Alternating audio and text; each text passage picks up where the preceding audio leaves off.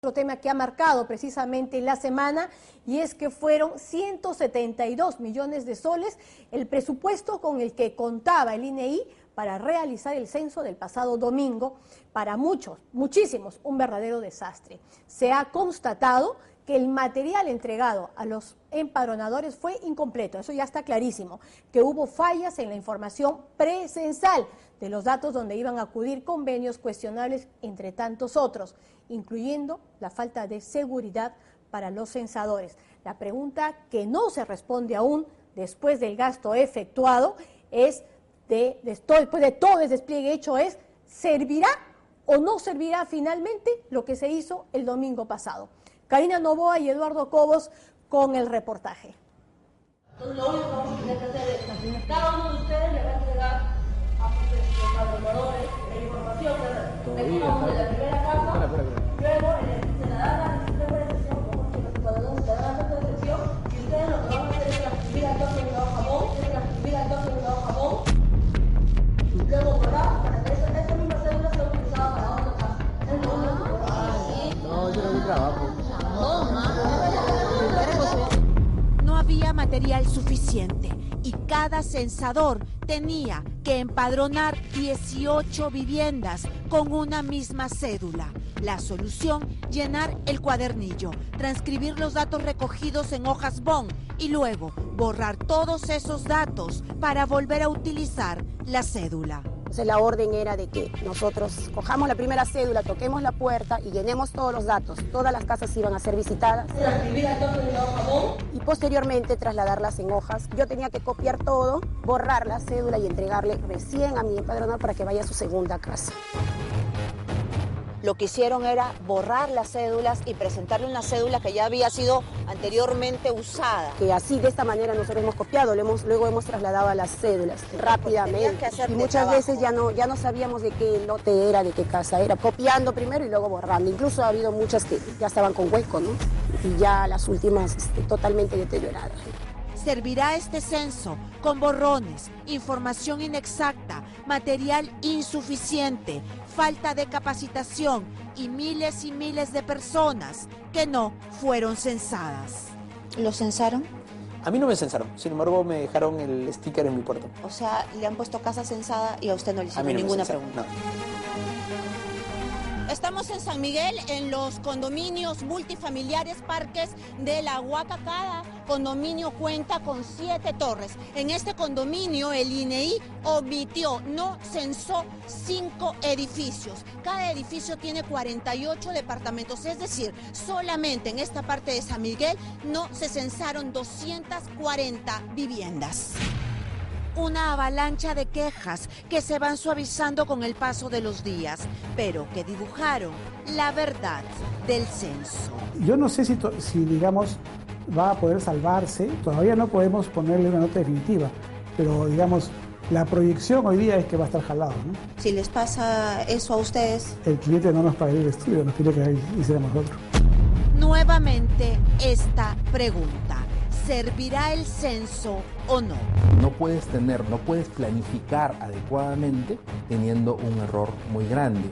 ¿Se podrá salvar la información de millones de peruanos o será un fracaso maquillado desde el gobierno para evitar mayor escándalo?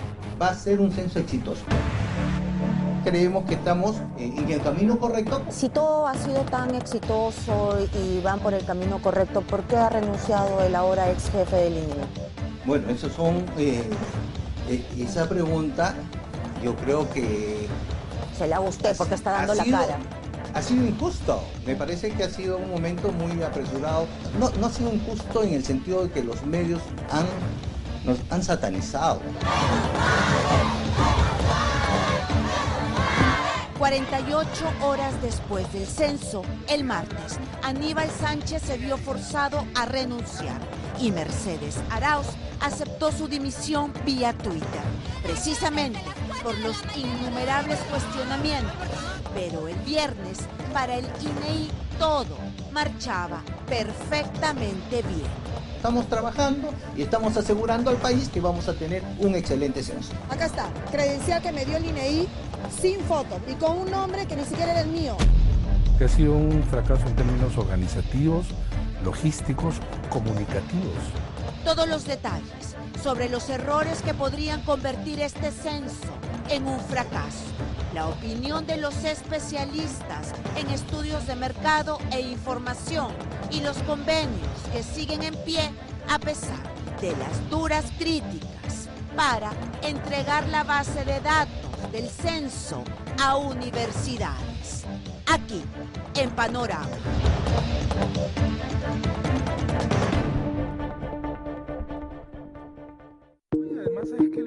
Panorama buscó a 4 expertos para tratar de responder esta pregunta. ¿Servirá o no el censo? Desde el gobierno, los nuevos pronósticos son desconcertantes después de lo visto. Para los especialistas, la respuesta es más sombría y difícil, más acorde con la percepción de la población. Este es el photocheck que nos dieron, incluso no tiene firma del jefe distrital. El photocheck es simplemente una fotocopia con una foto que tú le has puesto y tú misma has llenado y atrás sin firma. Sin firma. Incluso en mi casa nunca llegó tampoco el empadronador. O sea, a una censadora no la censaron. No, mi esposo todavía sigue esperando que llegue a la casa el empadronador. Pero vayamos por partes, por cada uno de los problemas que marcarán el éxito o fracaso del censo. Una de las fallas evidentemente ha sido toda esta fase precensal. No es que creció un edificio de la noche a la mañana y se sabe además en un edificio cuántas viviendas hay. Durante la etapa precensal, el número de viviendas debe quedar establecido para determinar el promedio de hogares y de personas que debe cubrir el censo. Es la piedra angular de un censo exitoso, pero falló. No tuvieron el número de empadronadores correcto, muchos no recibieron su identificación, muchos no recibieron los materiales. Todo eso es un tema de tiempo y de planificación. Entonces, eso ha fallado, la logística ha fallado, la planificación ha fallado, la comunicación ha fallado. ¿Se hizo precenso? Claro, hemos hecho precenso. ¿Cuánto tiempo? 2 años ha durado el precenso. 2 años. El material llegó incompleto. Porque no había nada de los materiales, no se podía trabajar. El día domingo en la mañana, a las 7 de la mañana, fuimos los jefes de sección a recoger las carpetas. Nos dieron las carpetas para cada empadronador vacías, sin ninguna cédula. ¿Carpeta me estás hablando? El folder. Sí, sin tenía los lápiz, cuadernillos. Sin los cuadernillos, lápiz, cajador. Para 25 empadronadores en San Juan de Miraflores se repartieron 46 cédulas, es decir, 2 cuadernillos por empadronador, encargado de censar a 18 viviendas. Sin contar de que en cada casa hay varios hogares, la cédula es por hogar. Y a veces habían casas que en el plano que nos habían informado que tenían un piso, pero en realidad cuando llegábamos eran edificios. Supuestamente una casa, habían 20 viviendas, subviviendas adentro. Y obviamente no le alcanzaba el material. Definitivamente que no. Encontraron más hogares y viviendas que no registraba el mapa entregado por el INEI. Les dieron unos mapas que no estaban actualizados. Se iban a la zona, decía casa y se encontraban con un edificio. ¿Qué pasó? No, los planos están actualizados. Lo que de repente la información del contenido es la que no estaba actualizada porque el censo, el precenso, lo hicimos en el año 2015 y 2016. Muchos edificios nuevos que en el 2017, en el proceso de enero al día del censo, ya han sido ocupados. Estaban en construcción en su momento y fueron ocupados ya en el 2017, ¿no? Entonces, ese es uno de los problemas que hemos tenido, un crecimiento vertical. Esto tampoco es nuevo y por lo tanto eso se tenía que prever. Estamos hablando de un crecimiento de la construcción de viviendas y sobre todo edificios de hace más de una década. Este quizá era un dato de los más importantes, pero a su vez de los más evidentes. De algunos distritos hay esa costumbre, tenemos la costumbre del alquiler, ¿no? Entonces cuando pasamos con el precenso, los dueños no nos dicen que hay inquilinos. Porque todos conocemos que hay una parte informal de alquiler. Pero tan inexacta es la data de no poder determinar qué casas se alquilan, qué casas viven los propietarios. Así es.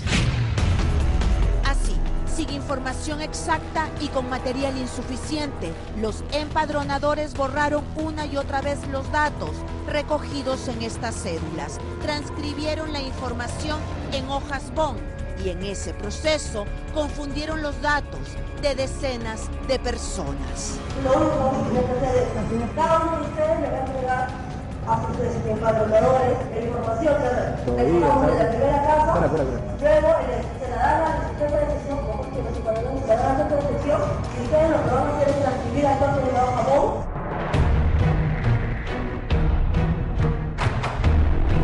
En estas fotos se registra la manipulación de las cédulas, copiando información que no coincide con la realidad, según el testimonio de Brenda del Fraro, jefa de sección de empadronadores de esta zona de San Juan de Miraflores, que da la cara y cuenta la verdad del censo. ¿Qué les han dicho con los datos? Los datos personales son datos muy importantes. ¿Qué medidas de seguridad les dijeron a ustedes que se deberían tomar para que estos datos estén resguardados? ¿O ninguna? Solamente dijeron que los datos iban a ser guardados de manera confidencial, ¿no? Pero vista esta situación parece que no se sabe, ¿no? Porque realmente han quedado hasta a veces tirados por ahí porque no había dónde colocarlos en realidad. Si los datos se confundieron, la información es tergiversada, por lo menos en esta zona de Lima. Además, el papel bond o las cédulas con borrones no podrán ser leídas por el software. Estos cuadernillos son leídos por un software que solamente acepta lápiz. Acepta un lápiz y un tipo de lápiz, ¿eh? El lápiz 2B, porque usted lo puede llenar con otro lápiz y no lee. ¿Y qué pasa con los que se llenaron a lapicero? ¿Y qué pasa con los empadronadores que no tuvieron acceso al cuadernillo y lo hicieron en hojas bond? Es bien difícil que hagan un censo en hojas bond. ¿Quiere que le muestre la foto?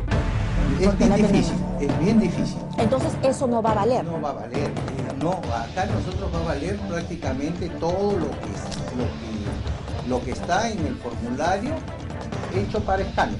Y a lápiz. Y a lápiz. ¿A cuántos de ustedes se les censó con lapicero? Simplemente no sirve. Pero también me preocupa mucho que el cuestionario no ha sido aplicado completamente en muchos casos, o porque era muy largo, o porque los propios empadronadores no estaban bien preparados. Entonces ya estamos hablando de la calidad de la información. Así es, la calidad de la información puede ser bastante discutible. ¿Los chicos estaban capacitados? ¿Fue suficiente el tiempo de capacitación? En nuestro caso fueron 4 horas, o sea, tanta teoría no se llevó a cabo el día del censo, porque no había nada de los materiales. ¿No? Han cometido errores en levantar la información. Como esta tan básica como el número de habitaciones, no saber si son dormitorios o todas las habitaciones de la casa. Exacto, en el habla coloquial habitaciones dormitorio, y así ha contestado mucha gente.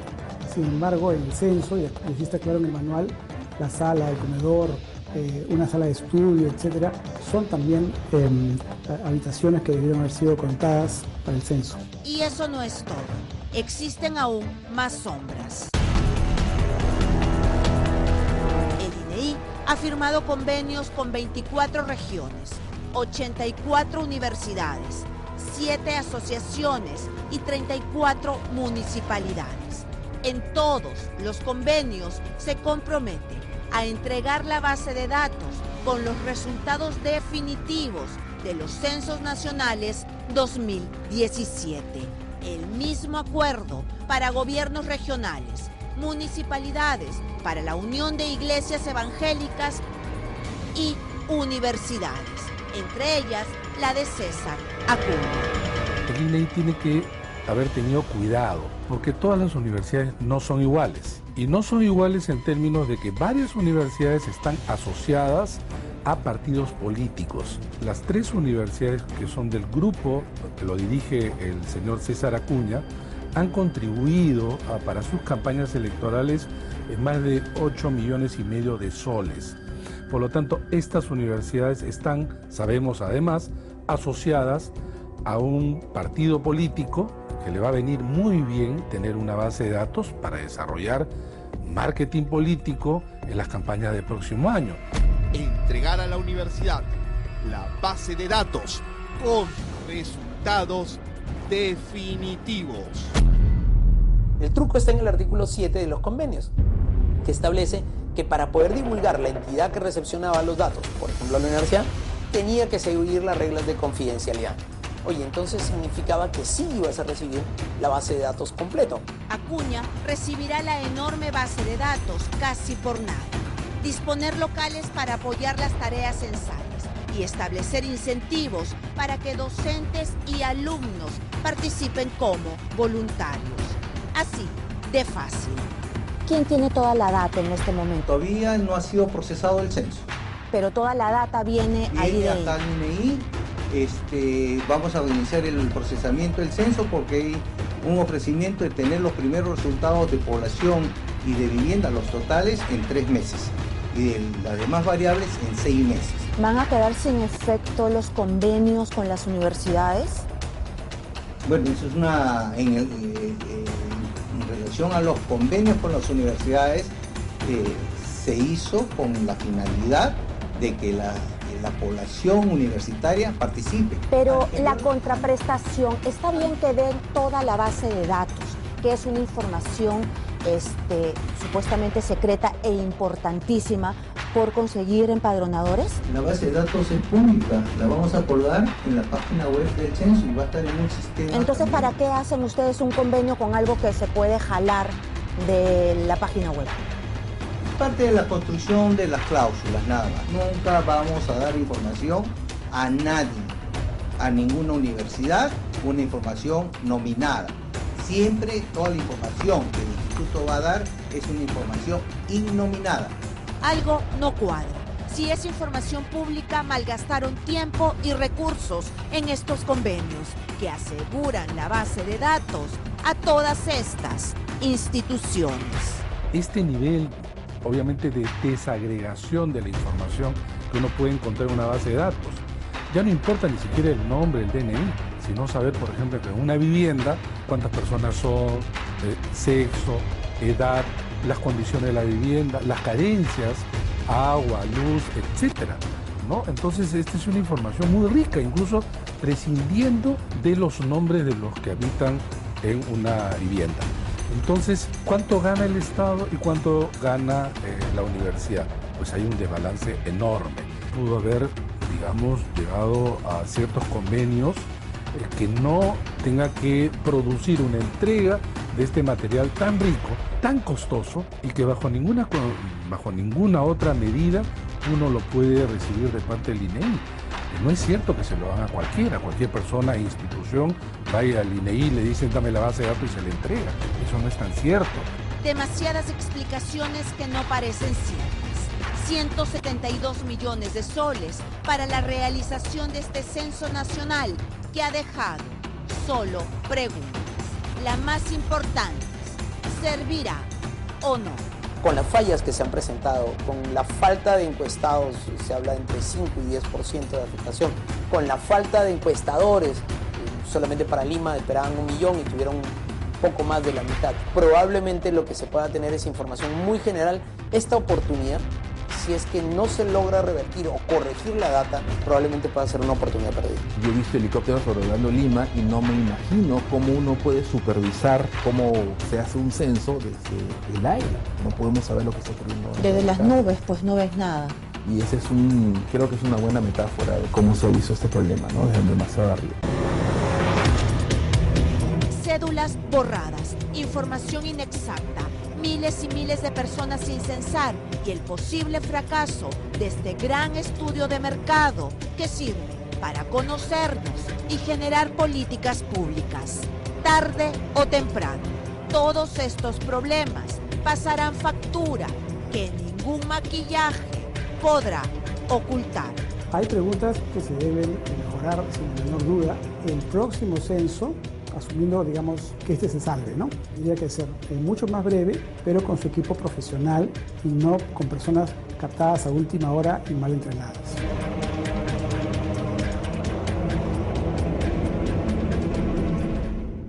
La verdad verdad que lo que aquí queda clarísimo es que con todas las fallas detectadas va a ser muy difícil que resulte confiable esos resultados, ¿no? Algunos de los entrevistados decían, será básicamente información muy general, tomando en cuenta además que faltan todavía muchísimos ciudadanos por censar. ¿Quién no conoce a alguna persona, por ejemplo, que no haya sido censada? Casi todos conocemos a uno o varios.